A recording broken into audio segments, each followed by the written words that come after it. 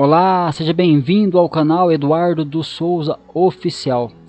Estamos chegando aí às partes finais do livro O Homem Mais Inteligente da História, do autor Augusto Cury. Desde já eu quero te agradecer por você estar acompanhando comigo aqui até o fim a leitura desse livro. Chegamos aqui nas partes 30 e 31, que são as partes finais do livro, que tem como títulos ali O Ataque Terrorista e o Sermão da Montanha, o mais fascinante tratado sobre a felicidade. Para você que acompanhou até aqui, que Deus abençoe grandemente você, a sua casa, a sua família, e que você possa estar sendo cada vez mais fortalecido na presença do Senhor Jesus, e que o Espírito Santo esteja cada vez mais agindo na sua vida, e que você esteja cada vez mais sendo moldado à imagem e semelhança do nosso Senhor e Salvador Jesus Cristo. Deus abençoe a todos e que você possa estar sentindo aí a presença de Jesus. E não deixe de inscrever, compartilhe, deixe seu like, deixe seu comentário. Em breve estaremos postando outros livros para vocês.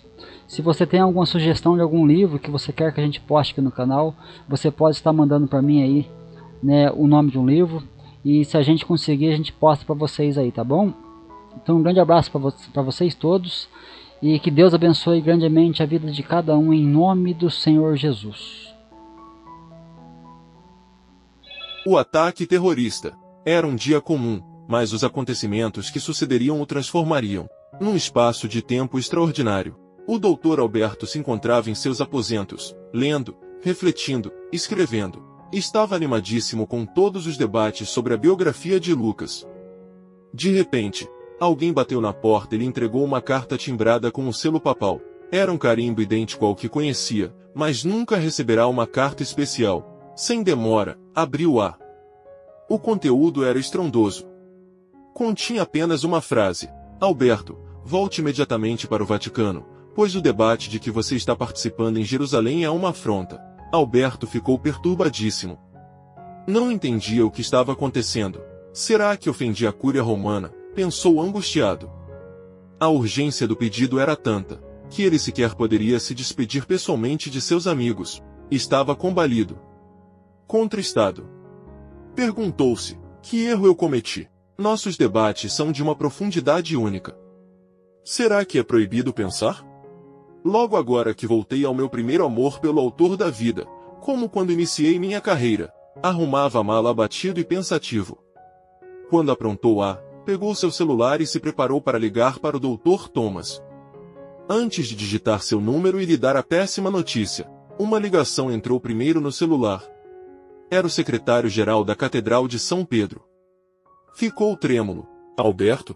Sim, aqui é Antônio Carminati. É um prazer, Dom Antônio.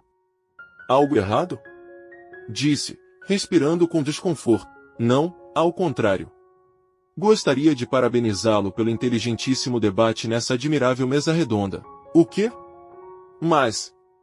o senhor a tem acompanhado? Indagou alegre o Dr. Alberto. Como posso perder? Milhões de pessoas assistem a vocês todas as noites, como um seriado de TV. Muitos que conheço só falam nisso. Os debates estão mexendo com a nossa mente. Não sabia disso. Ficamos conhecendo Maria numa perspectiva que nunca havíamos estudado. Que inteligência ela tinha! Que ousadia! Que capacidade de proteger sua emoção! Que autoestima sólida! O impacto é tão grande que o papel da mulher está sendo questionado na igreja. Elas devem ser mais ativas, participativas, influenciadoras. Mais de 1000 células em vários países estão discutindo os assuntos que vocês trazem. Puxa, fico felicíssimo, declarou o Dr. Alberto, não se contendo dentro de si. Antônio Carminati estava tão eufórico que continuou a mostrar os impactos da mesa redonda. A inteligência de Jesus é simplesmente surpreendente. Os testes de estresse que ele atravessou nos tiraram o sono.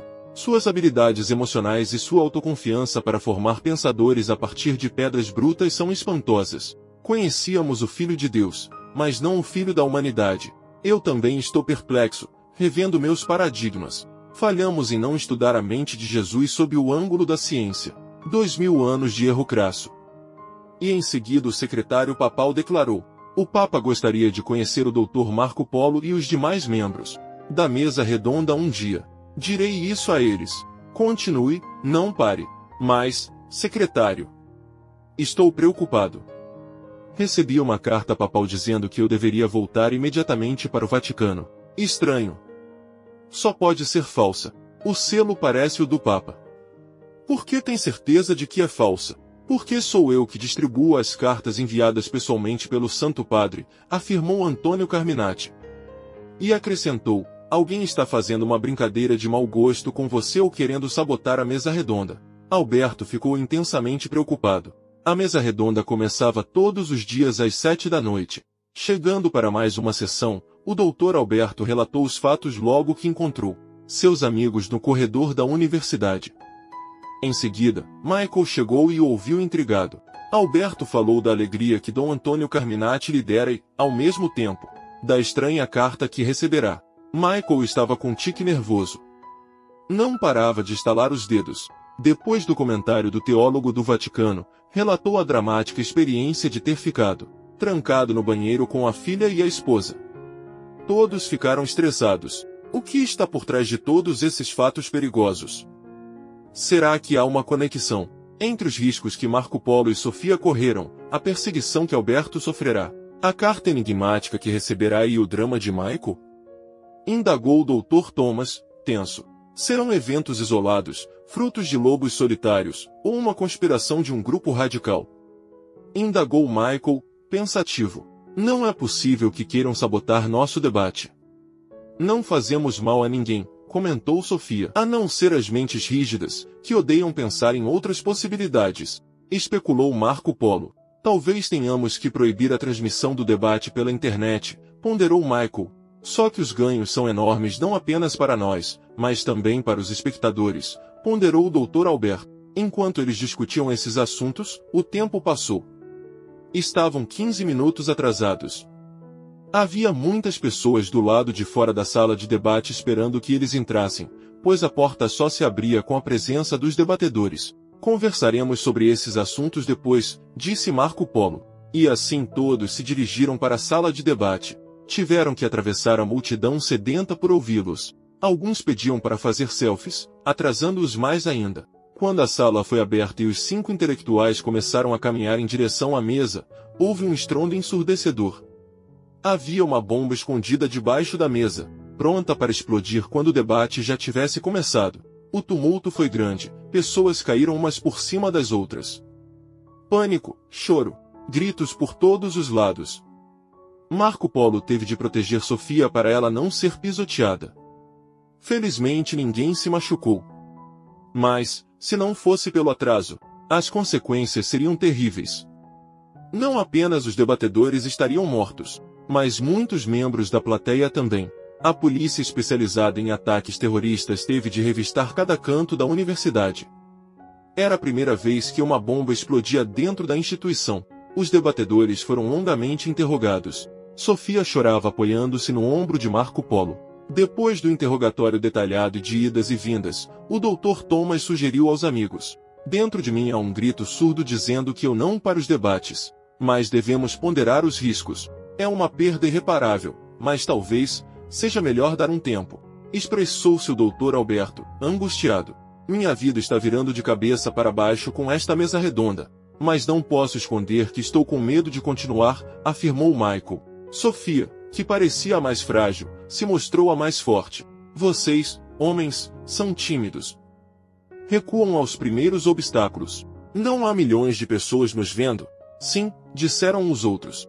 E muitos não estão usando as ferramentas emocionais que discutimos para expandir sua qualidade de vida nesta sociedade maluca e consumista? Sim, afirmaram novamente. Então não se acovardem, falou ela, altissonante. Marco Polo olhou bem nos olhos de Sofia e a admirou solenemente. Em sintonia com ela, ele afirmou. Resisti a estudar a inteligência desse personagem histórico por 2 décadas. Achava uma perda de tempo. Depois passou as mãos no rosto e completou seu raciocínio. Mas reafirmo, ao analisar o psiquismo de Jesus, esperava encontrar alguém frágil, previsível, comum, sem atitudes ímpares, com uma emoção sem brilho e um intelecto tosco, mas nunca me senti embasbacado diante de uma inteligência tão complexa e, ao mesmo tempo, nunca fui tão desafiado a me autoconhecer e construir novas ideias. Eu não pararei de estudá-lo mesmo com todos os riscos. Sofia sorriu e declarou. Lembrem-se, O homem Jesus passou solitariamente pelos mais surpreendentes testes de estresse e não recuou 1 milímetro do seu projeto. Eu também não recuarei. Mas o reitor da universidade fechou as portas. Tem medo de novos ataques, ponderou Michael. Então partamos para as ruas de Jerusalém, instigou Marco Polo, tendo uma ideia irreverente. Vamos seguir os passos que esse homem misterioso deu. Vamos frequentar os lugares onde Jesus falou e agiu em Israel e na Palestina. Talvez seja mais seguro estar ao ar livre em Jerusalém do que em ambientes fechados. Os demais debatedores ficaram pensativos diante da proposta. E, num rompante de alegria, a uma só voz, disseram: eu topo. A próxima mesa redonda será sobre o Sermão da Montanha, que era o assunto que havia preparado para o debate que cancelamos, comentou Marco Polo, entusiasmado. Realizaremos a discussão no próprio lugar onde Jesus proclamou, para uma multidão deslumbrada, seu famosíssimo discurso? Indagou Sofia, eufórica. Essa é a proposta. Confirmou o psiquiatra.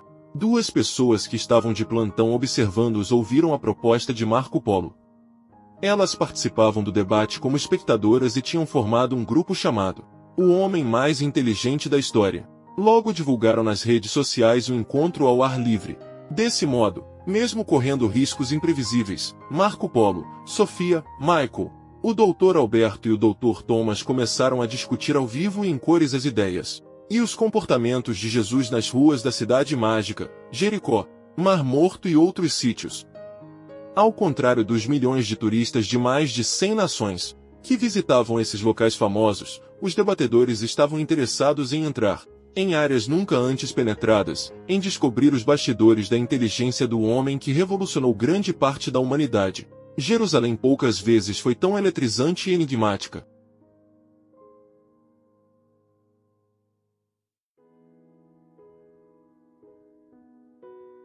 O Sermão da Montanha, o mais fascinante tratado sobre a felicidade. Marco Polo chegou de camiseta verde levemente estampada com algumas flores amarelas. Tirou o blazer escuro que sempre o caracterizava. O intelectual não entendia de combinação de roupas. Daltônico, algumas vezes já vestira sapatos diferentes e meias de cores distintas. Os debates não ocorreriam mais à noite, mas à luz do dia, no período da tarde. Ele parecia feliz, livre para debater o magno discurso. O psiquiatra subiu lentamente o monte onde a tradição diz que Jesus o proferiu. Chegando ao topo, ficou imaginando a multidão no sopé da montanha ouvindo os ecos das palavras do intrigante homem de Nazaré. Mais de 100 de pessoas acompanhavam os debatedores. Ao chegarem ao cume, a brisa refrigerou suas faces. Sentaram-se nas pedras e nos bancos improvisados. As pessoas fizeram um círculo ao redor deles. Algumas os filmavam com seus celulares. Era surpreendente como o debate parecia uma orquestra. Marco Polo era o maestro que provocava todos a tocarem um instrumento do pensamento crítico. E o faziam de forma brilhante, até quando discordavam ou questionavam um ao outro. Logo Michael, relaxado, comentou: Marco Polo, suas análises sobre a mente de Jesus são instigantes. Não me transformei numa pessoa religiosa, mas passei a questionar minha rigidez e meus preconceitos. Sua filha, Isabela, estava em seu colo mexendo em seus cabelos. Era uma imagem afetiva surreal naquela misteriosa montanha, um reflexo do fato de que, com o andar do debate, Michael nunca mais seria o mesmo. Dessa vez Sarah, sua esposa, estava presente, mesclada à plateia. Que outras surpresas nos aguardam? Indagou Sofia sem demora. Eu conheço bem o Sermão da Montanha, confirmou o Dr. Thomas. Defendi uma tese de doutorado baseada nele. Então, por favor, Dr. Thomas, a palavra é toda sua, disse Marco Polo humildemente. Neste momento abro mão, Dr. Marco Polo. Escrevi na esfera teológica. Tenho sede de aprender o discurso de Jesus na esfera psicológica e sociológica, afirmou, como um aluno apaixonado pelo aprendizado. Sem detença, o psiquiatra e pesquisador começou a apresentar suas análises, para serem refletidas e debatidas. Em sua tese inicial, já surpreendeu a plateia. Em primeiro lugar, o Sermão da Montanha é o maior tratado sobre a felicidade e a prevenção de transtornos emocionais da história. Como assim? Jesus se antecipou 2000 anos ao falar sobre prevenção psíquica. Hoje a ciência ainda está engatinhando nesse assunto. Como isso é possível? Estou ansiosa para checar os fundamentos que sustentam essa magna tese, comentou a psiquiatra Sofia, admirada. Tratados sobre a felicidade e a prevenção de doenças psíquicas? Nunca viu Sermão da Montanha sob essa perspectiva, disse, surpreso, o intelectual de Harvard. Em seguida, Marco Polo continuou. Mas, como o assunto é vastíssimo, agora vamos falar sobre a felicidade. Pergunto-lhes, a felicidade é um fenômeno psicológico vital para o ser humano? O que é ser feliz? Embora o que é ser feliz seja de difícil conceituação e tenha mil variantes, como alegria, prazer, bem-estar, não há dúvida de que a busca pela felicidade é o objetivo fundamental do cientista, do amante, dos poetas, dos filhos, dos pais, enfim, do ser humano. Afirmou Michael. Te amo, papai, disse Isabela logo após a fala de seu pai. Em seguida beijou seu rosto como se estivesse entendendo suas ideias. A emoção de Michael foi às nuvens. Sarah, a mãe, lacrimejou. Marco Polo, de forma poética, discorreu sobre o tema. A felicidade sempre percorreu as artérias da motivação humana. Reis a procuraram com seu poder, mas ela lhes disse, o poder não pode me controlar. Celebridades tentaram cativá-la com seu brilho, mas ela bradou. Não me encontro sob os holofotes. Todos aplaudiram o cientista. Inspirada por ele, Sofia continuou a poesia. Generais tentaram render a felicidade com suas armas, mas ela assegurou, não me submeto ao cárcere do medo. Milionários tentaram conquistá-la com seu dinheiro, mas ela gritou, não estou à venda. Jovens tentaram se apropriar dela, correndo risco de vida, mas ela bradou, aquiete-se, ou me escondo dentro de você. Todos aplaudiram a sensibilidade de Sofia também. Marco Polo começou a dizer que um dos mais antigos relatos da busca pela felicidade foi produzido por um dos mais sábios reis do passado. Salomão talvez tenha sido o primeiro grande líder que procurou a felicidade como objetivo de vida. Homem ético e culto, para ele ser feliz era ter relações sociais saudáveis. Por isso escreveu seu inteligente livro de provérbios. Porém se infectou com o poder, em destaque quando acreditou que ser feliz era nutrir sua emoção com tudo o que seus olhos desejavam. Ele esgotou o cérebro, se deprimiu e levou seu índice GEI às nuvens. A plateia ficou abalada. Para muitos deles, o sábio rei Salomão era um personagem histórico intocável. Mas, onde está esse erro compulsivo de Salomão? Indagou o Dr. Alberto. De fato, Salomão teve ouro, roupas finíssimas, palácios, serviçais. E ainda por cima teve 1000 mulheres, 700 esposas e 300 concubinas. Apontou Marco Polo. Esse homem era um obsessivo sexual. Exclamou Michael. Muitos deram gargalhadas. Não vou julgar a patologia de Salomão, mas ele foi atormentado por 1000 sogras. Afirmou Marco Polo. Mais risadas. Brincadeiras à parte, a sabedoria desse rei era magnífica.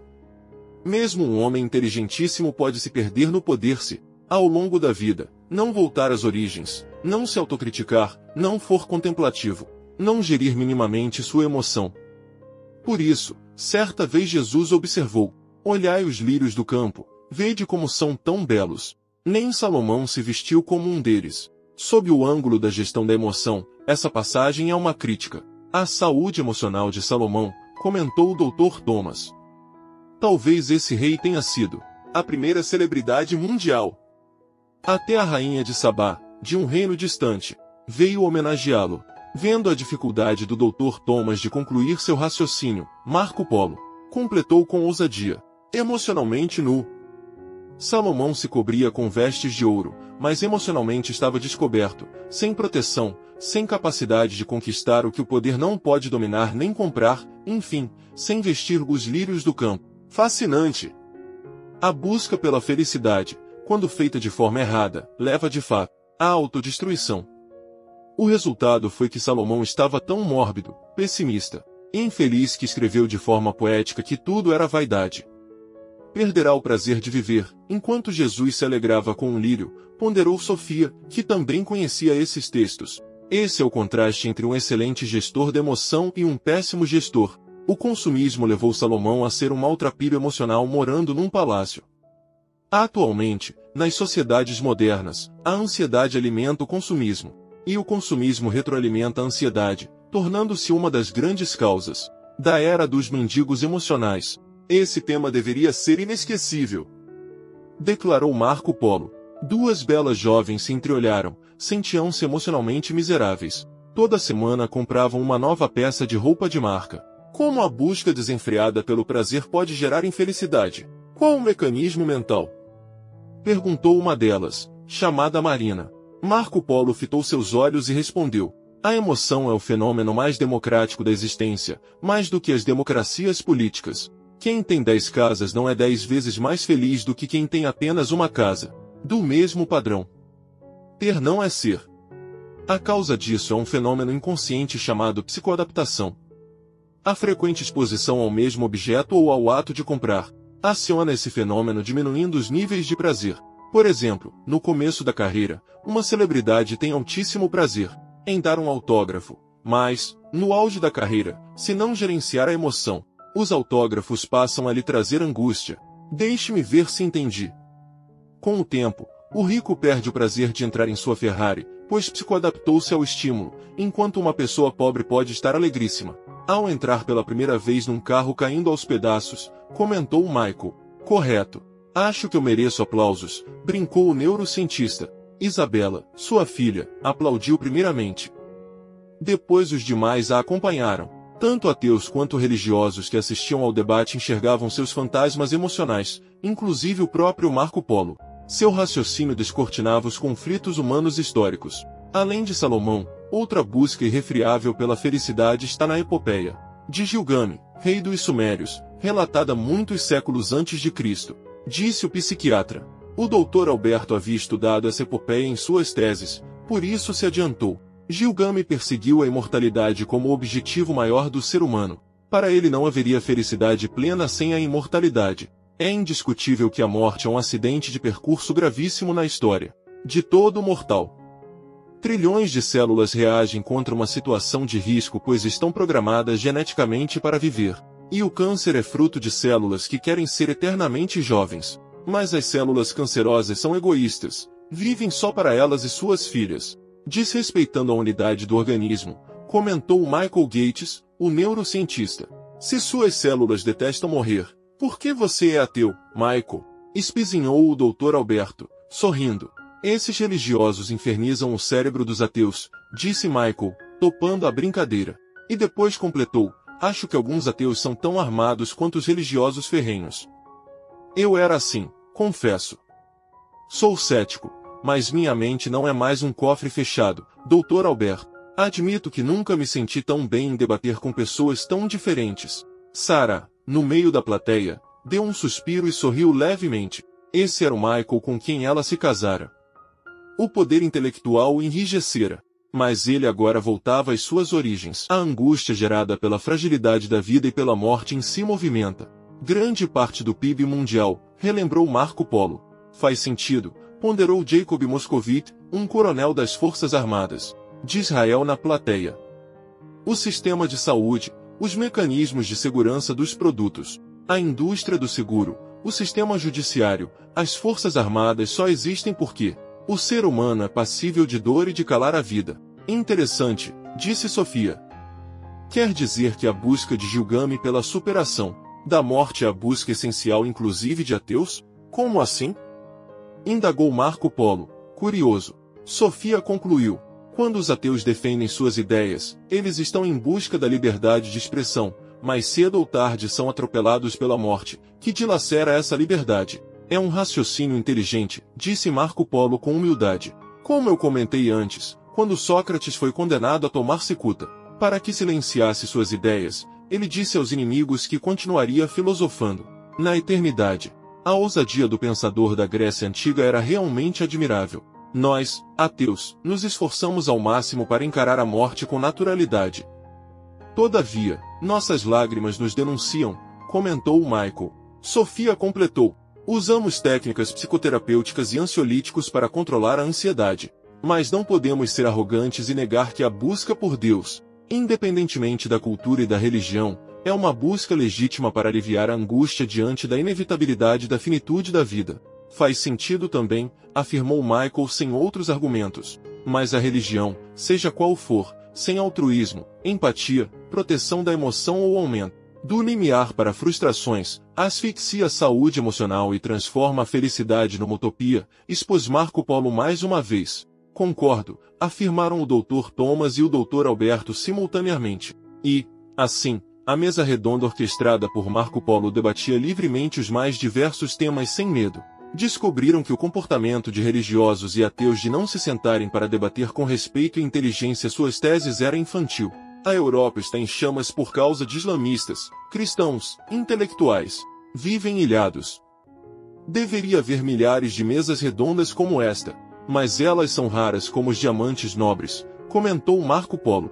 Em seguida, continuou sua explanação. No século VII a.C., Solon tinha o conceito de que felicidade era morrer gloriosamente pela pátria ou por alguém que se ama. Sua tese chocou certo rei, chamado Creso, que cria que a felicidade se encontrava no acúmulo de riqueza material e poder. Bem, a tese do rei Creso é atualíssima, pois essa é a crença do capitalismo, afirmou o evolucionista Charles Deloitte, que também estava na plateia, a 5 metros deles. Tornei-me ateu porque vi alguns líderes religiosos radicais destituídos de generosidade, e outros preocupados muito mais com seu bolso do que com o próximo. Talvez você não seja ateu, mas um antirreligioso, definiu Sofia. Na famosa obra Fausto, de Goethe, um homem angustiado, deprimido, cujo cérebro estava esgotado pela autopunição, vendeu sua alma ao diabo para, na outra vida, encontrar os segredos de uma vida feliz, viajar entre as estrelas, comer até se fartar, vestir-se com as melhores roupas. Segundo essa tese, ser feliz era uma necessidade primária do ser humano, comentou Marcos Gebe, professor de literatura que também acompanhava o debate ao vivo. Marco Polo instigava todos a opinarem se desejassem. Depois de todo esse caldeirão de ideias, ele preparava o ambiente para falar das bombásticas teses do Sermão da Montanha. Em 1972, o rei do Butão, um pequeno país encravado nas montanhas do Himalaia, e que tem escassos recursos naturais e terras inóspitas, introduziu um novo parâmetro para determinar a riqueza de sua nação. Ao invés de usar o PIB, o Produto Interno Bruto, que mede os serviços, a produção de grãos e da indústria, ele propôs a FIB, Felicidade Interna Bruta.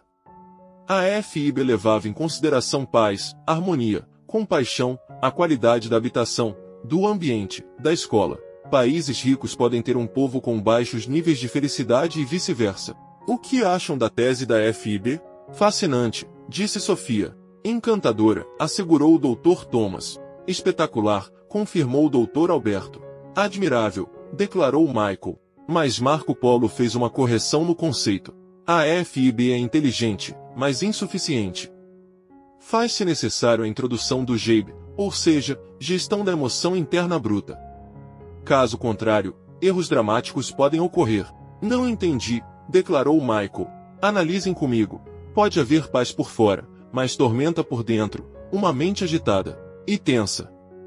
Portanto, FIB alta e GEIB baixa. Pode haver compaixão com os outros, mas pessoas generosas podem ser carrascos de si mesmas, seja sofrendo por antecipação, ruminando perdas ou cobrando demais de si. As pessoas ficaram pensativas após ouvir esses argumentos. Entenderam que não adiantava haver felicidade exterior se interiormente o eu não fosse líder de si mesmo.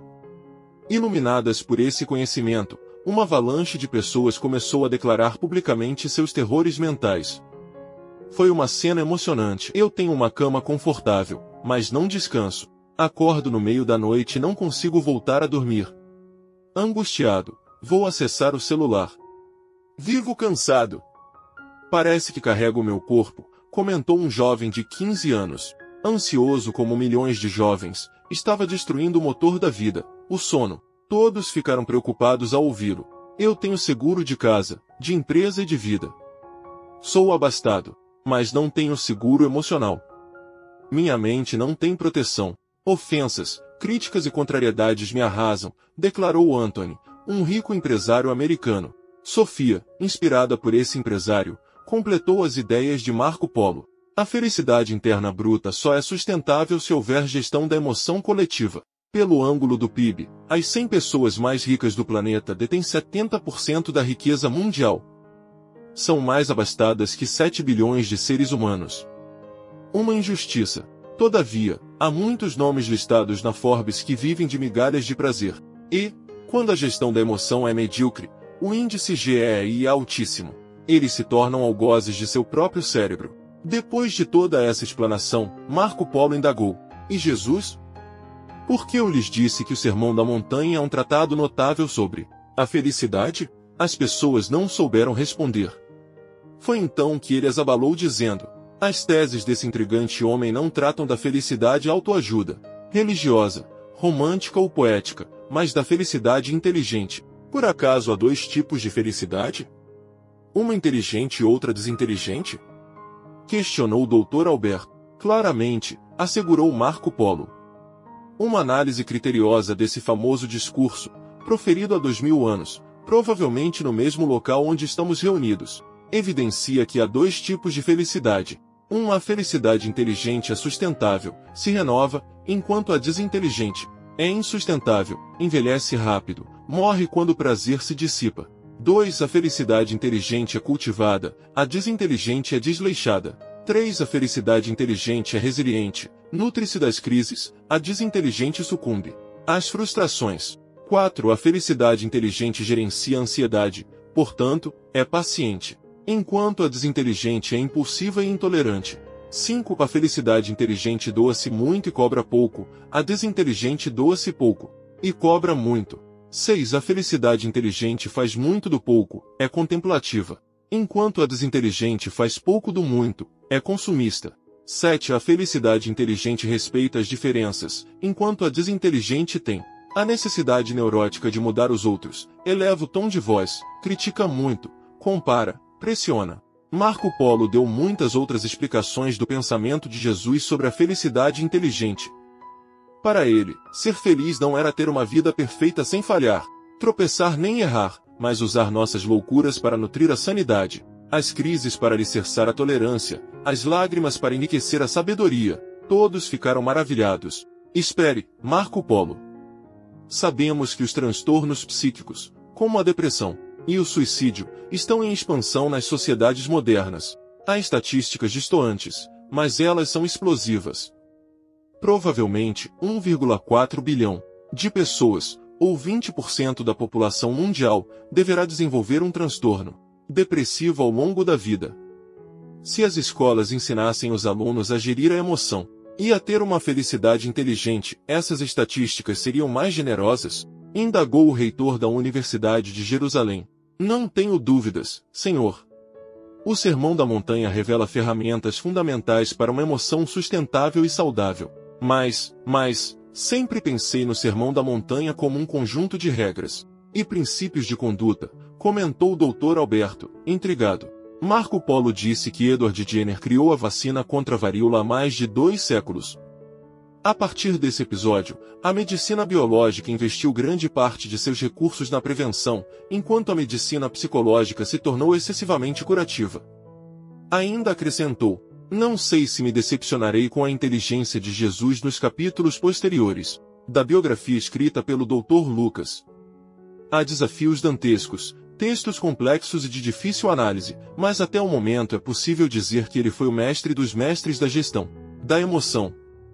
Milhões que o seguem não previnem seus conflitos porque nunca entenderam e incorporaram as ferramentas propostas por ele. Marco Polo então se levantou e proclamou.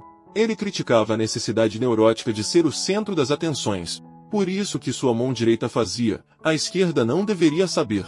Ele se encantava com uma prostituta como se fosse uma rainha e dava atenção a um moribundo como se fosse um príncipe. Surpreendente! Comentou Sofia. Espetacular, afirmou Sarah, a esposa de Michael. A partir de agora vamos estudar as entranhas do Sermão da Montanha. O discurso retrata a preocupação desse misterioso homem, famosíssimo e, ao mesmo tempo, desconhecidíssimo, com o futuro da humanidade. Ele queria torná-la viável.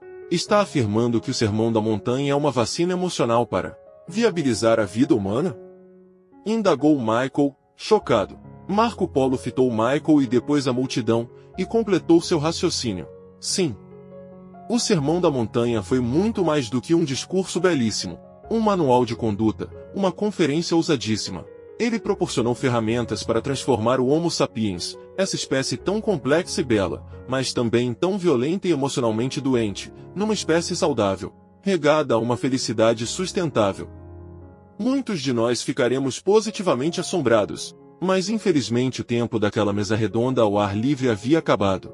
O sol se despedia no horizonte quando Marco Polo a encerrou.